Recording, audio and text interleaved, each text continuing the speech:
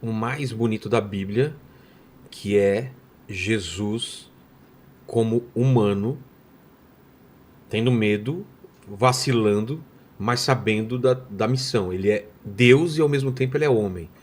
Então, quando ele pede para afastar o cálice, Essa é uma boa pergunta. que é aquele momento? Essa pergunta sua é Ele sabe o que vai fantástica. acontecer, ele sabe a missão, ele sabe que tem que fazer aquilo, mas ao mesmo tempo tem o lado humano que fala: meu Deus, eu vou sofrer, eu vou passar uma humilhação.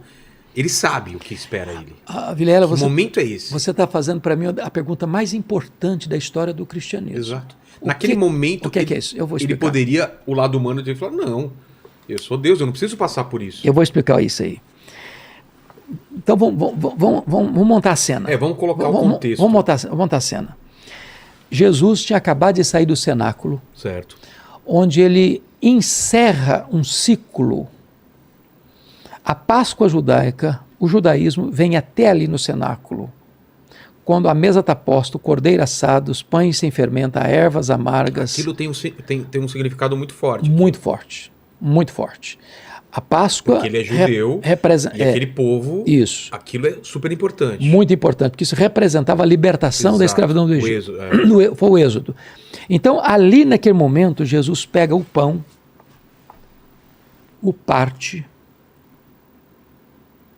e diz: este corpo, este pão é o meu corpo. Por que ele faz isso? Por quê? Qual o significado? Qual o significado disso? Porque a partir daquele momento, ele era o cordeiro que tira o pecado do mundo. E ele era o ofertante. Ele era o ofertante e a oferta. Ele era o sacerdote e o cordeiro. A partir daquele momento não tem mais matança de cordeiro. A partir daquele momento não tem mais derramamento de sangue em altar. Por quê? Não. Ali a Páscoa judaica estava se cumprindo. A consumação da Páscoa judaica aconteceu ali.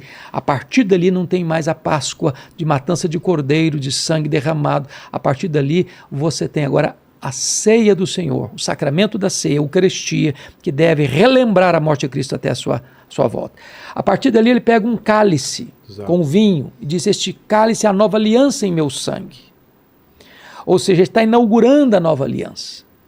E na nova aliança, ele vem como sacrifício.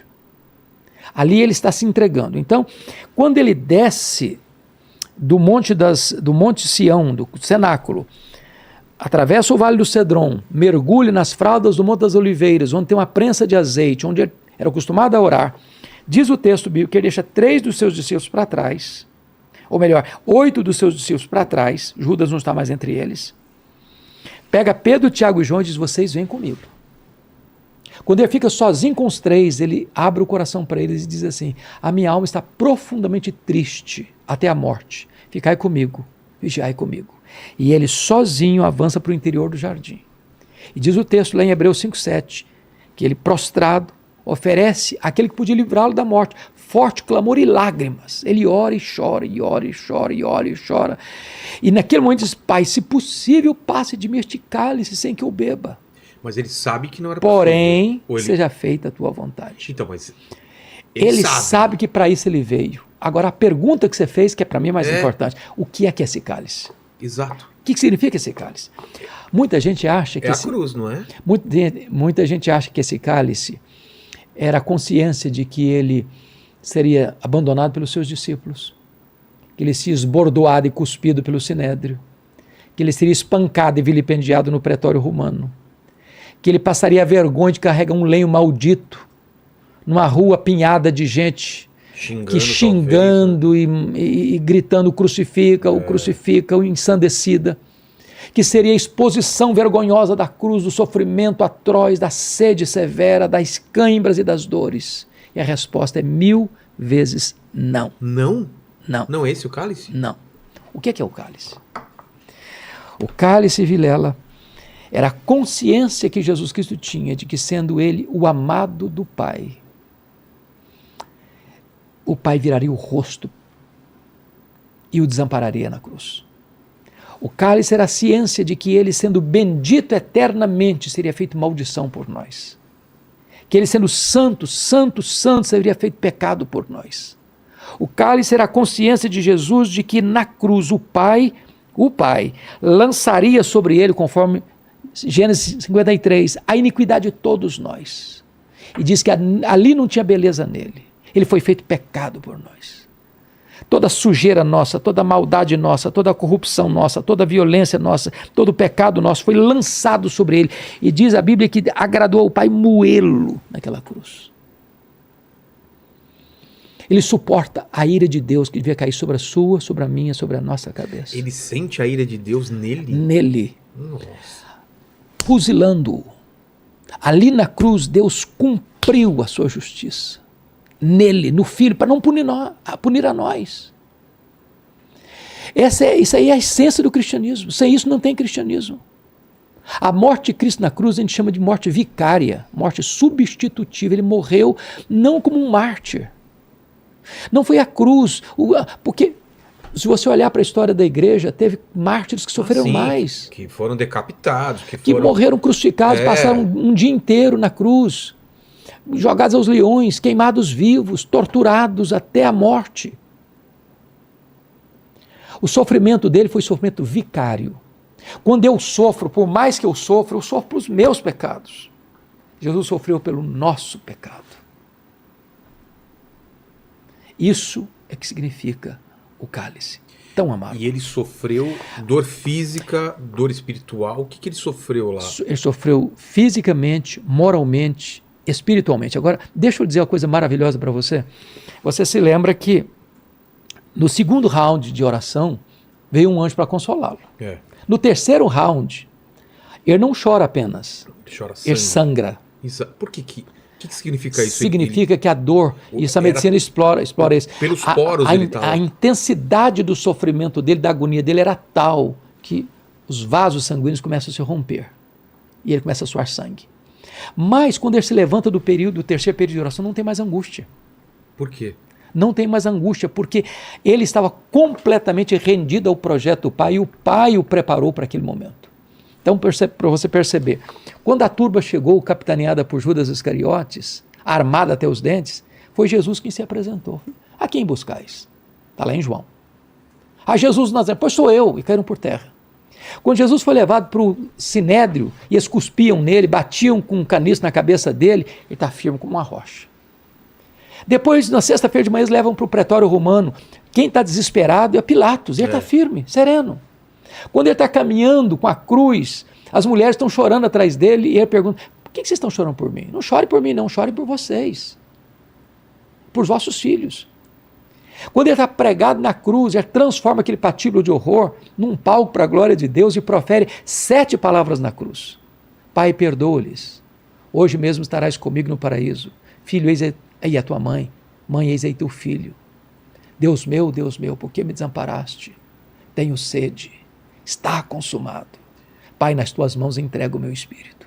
Cada palavra dessa é rica de significado. Então, qual é o significado de ele, Pai, por que me abandonaste?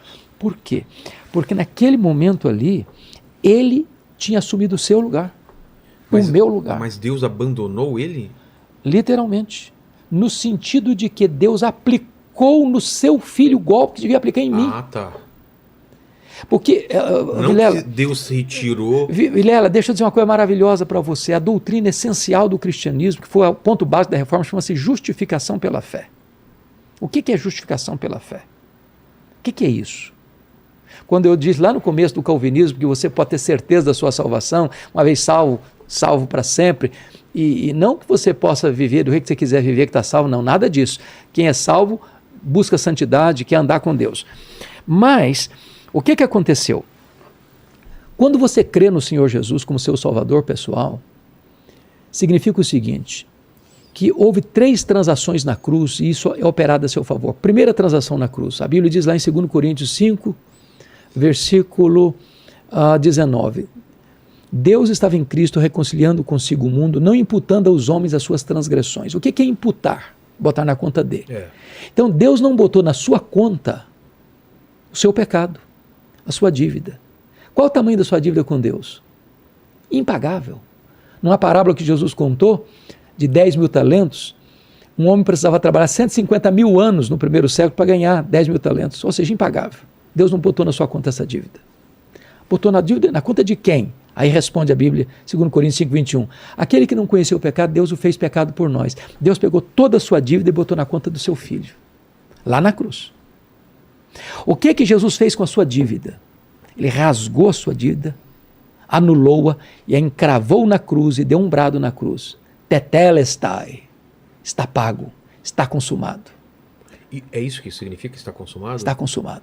Não deve mais nada. Você está quites com a lei de Deus. Você está quites com a justiça de Deus. Agora, está escrito lá na terceira fase.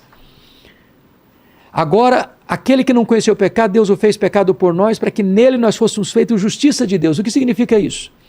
Pega você um tribunal, porque justificação tem a ver com o tribunal de Deus, não é uma coisa que acontece aqui dentro, mas lá em cima no tribunal. Deus pegou sua ficha lá no céu, lá no tribunal, tinha uma dívida lá impagável, Deus não botou essa dívida na sua conta, botou na conta de Cristo, Cristo pagou essa dívida, você não tem mais dívida nenhuma, mas agora está escrito lá que Deus creditou na sua conta todo o crédito infinito da justiça de Cristo. Ele morreu por você, pelos seus pecados, em seu lugar. Isso significa que você está justificado, é mais do que perdão. Justificação é mais do que perdão. Perdão é um conceito negativo, justificação é um conceito positivo. Me permita explicar. Tá. Imagine você que você devesse R$1 milhão no banco. Está amarrado. Mas você não tem um centavo. Para, né? Ainda bem que só imagina, né? É, só imaginar. Vamos imaginar que o Paquito. Paquito, R$1 milhão no banco, você não tem um centavo. Meu Deus. Aí alguém vai lá e deposita na sua conta R$1 milhão, a sua dívida é o quê? Perdoada. Perdoada, quitada. Você não deve, você não dá. Mais nada. Tá pago, tá pago. Mas se você estava quebrado, você continua, você não tem mais dívida. Isso é perdão. Isso é perdão. O que é justificação? É muito mais do que perdão, porque perdão é um conceito negativo. Justificação significa que todo o crédito da justiça de Cristo é depositado na sua conta. Quando Deus puxa sua ficha no tribunal do céu, está escrito aqui, não deve mais nada. Ele tem um crédito infinito. E aí volta a pergunta do seu filho lá. Se o meu filho errar, ele deixa de ser filho? Não. A Bíblia diz lá em 1 João 1,9 assim, se confessarmos os nossos pecados, Deus é fiel e justo para nos perdoar os pecados e nos purificar de toda a injustiça. Você já parou para perguntar por que Deus é fiel e justo para perdoar? O justo não perdoa. O justo não perdoa. O justo aplica a lei. Se fosse usar uma linguagem humana, estaria assim, Deus é fiel e misericordioso para perdoar, mas Deus fiel e justo? Me permita ilustrar para você entender o que estou falando. Imagine que nós estivéssemos aqui com as nossas respectivas famílias. Tá. Filhos pequenos, filhos... Tal. Entra um bandido no meio da nossa família, saca uma arma e tira a vida de um dos nossos filhos. A polícia pega essa pessoa, bota na cadeia, ele vai a júri, 7-0, 30 anos de cadeia. Pergunta você, em nome da justiça, o juiz pode dizer para esse cidadão criminoso, pode ir para casa. Você está liberado. O juiz, em nome da justiça, pode fazer isso? Não. Por que não? Porque existem regras. Porque o papel do juiz é o quê? Aplicar a lei. Exato. E a justiça. E fazer exercer a justiça. Então, como é que Deus é fiel e justo? Porque Deus, sendo justo, não pune o mesmo pecado duas vezes. O seu pecado já foi punido na cruz de Cristo. Quando você creu em Jesus, todos os seus pecados do passado, do presente e do futuro foram levados na cruz. Quando você comete um pecado agora, você homologuel, concorda com Deus, eu errei, Senhor. Eu pequei, Senhor. Aí Deus diz, pois esse pecado já foi pago na cruz. Antes de causa Cristo, do meu... Qual a diferença entre pecar antes de Cristo e depois de Cristo? Os que pecaram antes olharam para o Cristo que haveria de ser crucificado. Nós olhamos para o Cristo que foi crucificado. Um olhava para o futuro, o outro olha para o passado. Que bonito isso. Convergindo em Cristo.